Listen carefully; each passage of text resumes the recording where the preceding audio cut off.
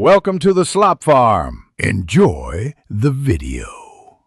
You begin by confirming the SSID and password. This prevents wasted attempts.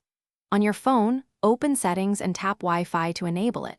If the list is empty, make sure location services are on because some systems require it. This helps the phone scan.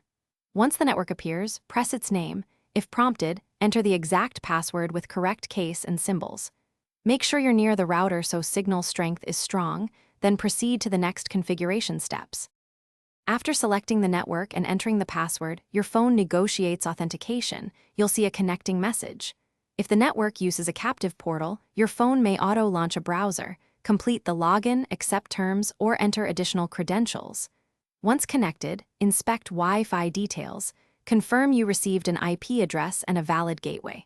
Also, check signal bars to ensure stability. If the phone shows connected but no internet, toggle Wi-Fi off and on. You finish by testing internet access. Open a web page or run a speed test to confirm throughput. If pages fail to load, first reboot the router and your phone. This clears many DHCP and DNS hiccups. Make sure airplane mode is off and that MAC filtering or parental controls aren't blocking your device.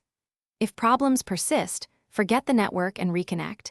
And as a last resort, reset network settings, which restores defaults. Key tip: rebooting both router and phone resolves most connectivity errors quickly.